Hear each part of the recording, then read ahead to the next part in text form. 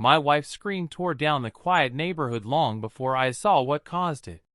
I stepped out into the street and froze. Two men in dark uniforms, fake HOA cops, had each of her arms locked in their grip, dragging her backward as she fought them tooth and nail. Her feet scraped the pavement, her voice cracking as she shouted, "Let go of me!" I said, "Let go!" The imposters didn't budge, didn't loosen their hold, didn't show a hint of hesitation. They pulled her like she was some criminal resisting arrest.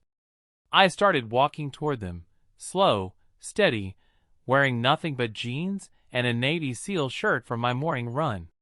My shoulders tensed, my hands curled into fists, my jaw locked tight enough to crack teeth. The fake cops glanced at me and smirked. They had no idea who they were looking at, no idea who they were putting hands on, no idea how close they were to the worst moment of their lives. But to understand why these idiots were stupid enough to grab my wife in broad daylight, you need the truth behind how we even got here. Before we dive in, comment which country you're watching from. Let's see how far the story travels. My wife and I had lived in this neighborhood for 3 peaceful years. No fights, no complaints, no drama. The old HOA president, Mr. Turner, was strict but fair.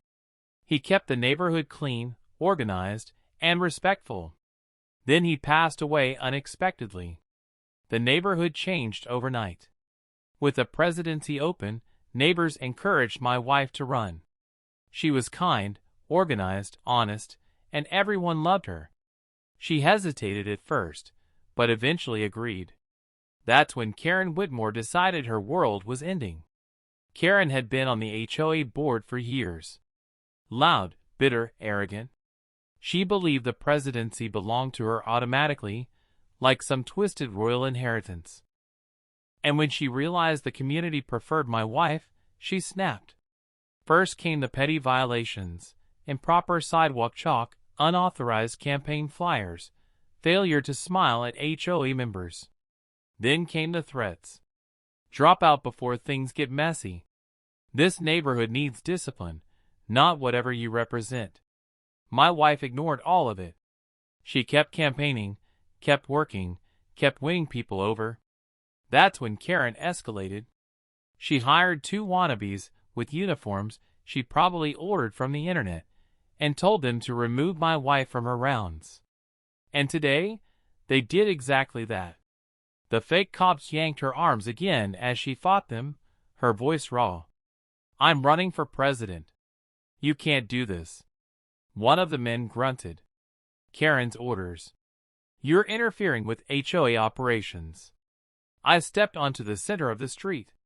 The morning breeze pushed at my shirt, brushing across muscles that had broken men twice their size overseas. "Let her go." Both men turned toward me. One raised his chin like he actually had authority. "Walk away, tough guy. HOA business." I cracked my knuckles. "Wrong neighborhood," I said quietly. "Wrong woman." My eyes hardened. "Wrong husband." The 2 fake HOA cops didn't release my wife. Not when I stepped into the street. Not when my shadow swallowed them completely. Not when my voice dropped into that quiet, lethal register that only comes out right before violence. The one on her left tightened his grip, fingers digging into her arm hard enough to bruise. He snarled, "Back off, hero." Karen said she's done campaigning today. The other one jerked her backward and added, "She needs to learn what happens when people don't respect HOA authority." My wife fought them, twisting, yanking, her breath sharp and panicked. "Let me go! You can't touch me." They didn't listen. They thought those cheap tactical vests turned them into law. They thought the word HOA made them untouchable.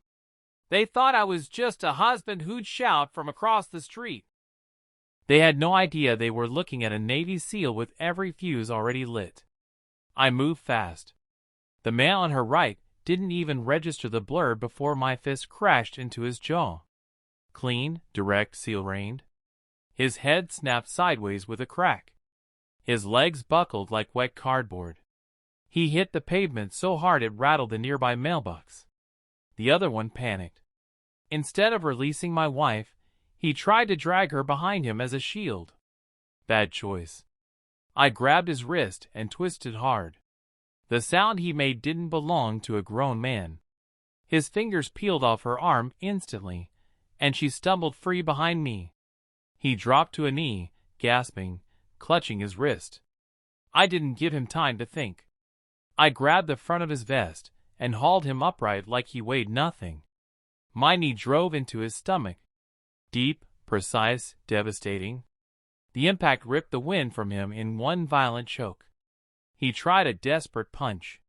Slow, sloppy, the kind of swing you throw when your vision is fading. I slipped it easily. Then my elbow smashed across his cheekbone with enough force to spin him around.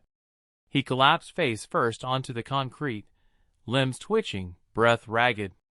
I put my boot between his shoulder blades and pressed down, pitting him flat.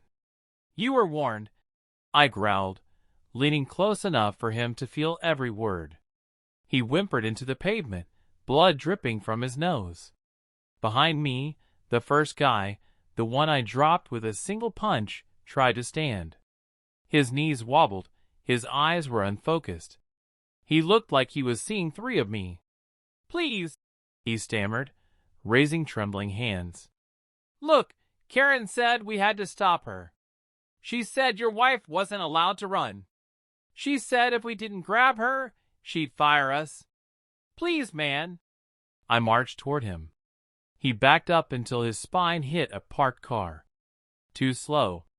I grabbed his vest and slammed him onto the hood. So hard the metal bent beneath him. He gasped, choking on his own spit. "You laid hands on my wife," I said, voice low and. "You laid hands on my wife," I said, voice low and steady, the most dangerous tone I have. "You don't touch her ever," he sobbed. The other one lay groaning on the ground, curled into himself. My wife stood behind me, rubbing her arms, eyes glossy but steady. I turned to her. "You okay?" She nodded shakily. "I'm calling the cops." She pulled out her phone with trembling hands, voice tight with fury, not fear, as she dialed 911. And as the call connected, both fake HOA cops looked up at me and finally realized their day was about to get much, much worse.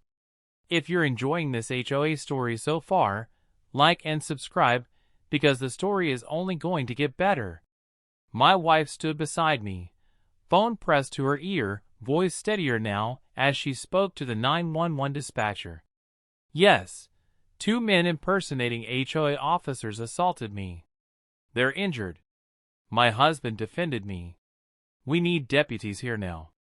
The moment she said impersonating officers, both men on the pavement froze, like someone had cut the power to their brains.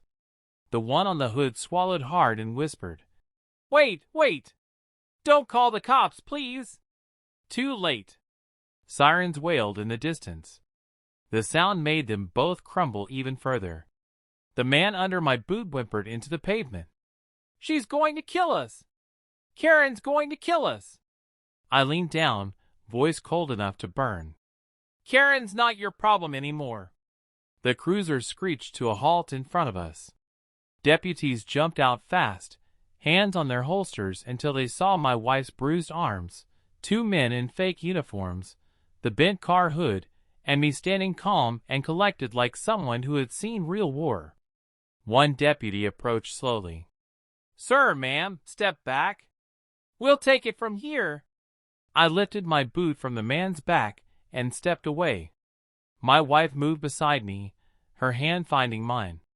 The deputies swarmed the 2 fake cops. The moment they were grabbed, everything fell apart. The one I slammed on the hood started crying. Loud, ugly, panicked crying. It was Karen. Karen made us do it. She said we had to stop her. The deputy paused mid-cuff and turned his head slowly. "Karen who?" "Karen Whitmore." The man blurted. She said the HOA presidency was hers.